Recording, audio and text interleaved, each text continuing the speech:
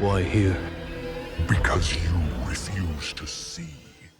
It's no secret that the Halo franchise has had a very interesting lifespan over the last 20 plus years, and as someone who has well over 10,000 hours in this franchise with the multiplayer alone, I understand the joy and frustration that has come with this ride. With Halo Infinite, that ride has been more sporadic than any other Halo game that has come before it, with drawn out seasons, performance issues, and community feedback falling on deaf ears.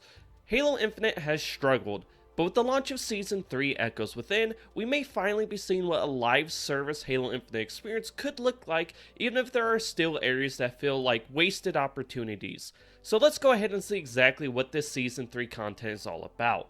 Now, starting off here, we have 3 new maps: Oasis, Cliffhanger, and Chasm. Oasis is a 12v12 BTB map that has wide open spaces good for long-range engagements and vehicle play, but also has enclosed areas that work well for making a coordinated push as a team in cover. The dynamic of these two styles work really well together on Oasis, thanks to man cannons that help for giving a player a more quicker but dangerous way to flank, and the fact that thanks to the windows scattered throughout the enclosed area of the map, allows for a team to help cover fire for their teammates from both the inside and outside. Oasis is easily my favorite map of the new maps. It feels like one of the best maps 343 has made across all their Halo games, and the aesthetic of the map is also on point. If I had one complaint for the map, it feels like there are almost too many power weapons and power-ups on the map, so it would be nice to see those toned down. I don't think we need 3 overshields, invis, or a combination of those spawning on the map at once, and the same kinda applies to the power weapons. Okay, let's talk about the 4v4 map Chasm now. I love the look of the map, but I think it plays pretty bad. I like the idea of having this basically sideways 3-lane map with really cool jumping paths that can make your movement a little unpredictable for the enemy so you can flank, but unfortunately, that is pretty much where what I like about the map ends. Since the base design of the map promotes a very campy playstyle in anything outside of King of the Hill, which is easily the best mode on the map, Slayer? Everyone hides in their base if it's close. CTF? Well, your team is up and score, so hide in the base and defend. I hope all of you can see my point. This makes the map very boring to play on, which is a shame. I'm not sure what exactly could be done to remedy this issue, at least at higher levels of play, but that's how I'm feeling about Chasm right now. Cliffhanger, another 4v4 arena map. I really like this map for some modes and dislike it for others. It has a really strange layout that sometimes can feel almost unfair. With so many high points and very tight flanking routes, a team that gets control of the map can feel very devastating, since catching them off guard can be challenging, at least if they are decent players. But this is also game mode dependent. Modes like Slayer and King of the Hill play great on the map, but something like One Flag can be extremely one-sided where no one is ever able to cap a flag. But this kind of hit or miss with game modes is something I very much expect from a Halo map, so not a huge deal to me. Now in terms of aesthetics, it's a boring looking map, I'm just going to say it, but I'm also okay with this since the other 2 maps look so damn good. Anyway, we also got 2 new items added to the sandbox with this update: 1 weapon, 1 piece of equipment.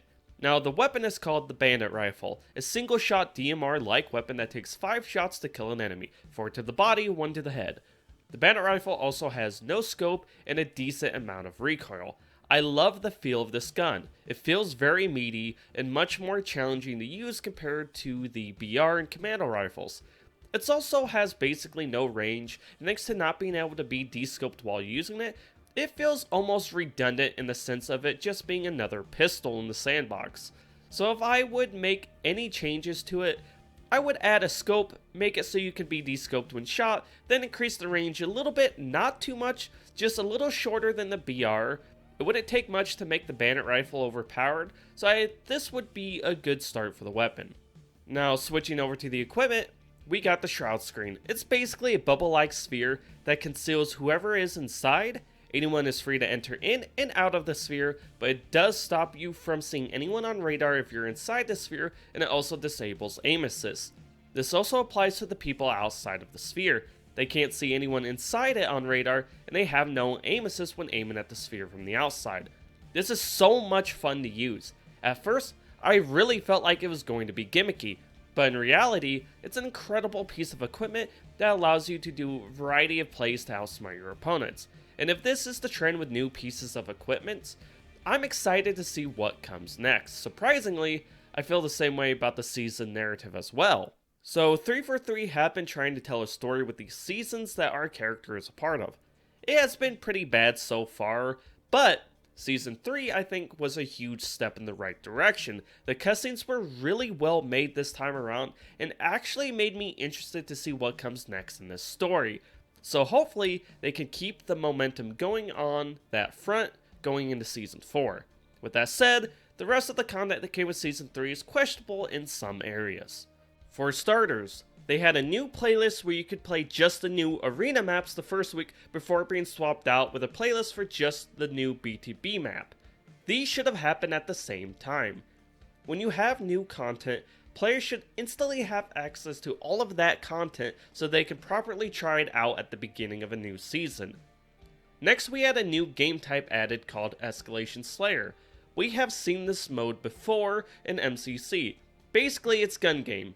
Get so many kills as a team with a weapon, and you move on to the next until you win the match.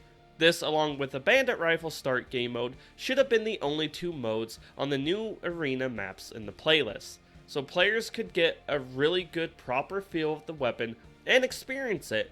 Instead, you have a bunch of other modes tossed in that take away from experiencing the new content.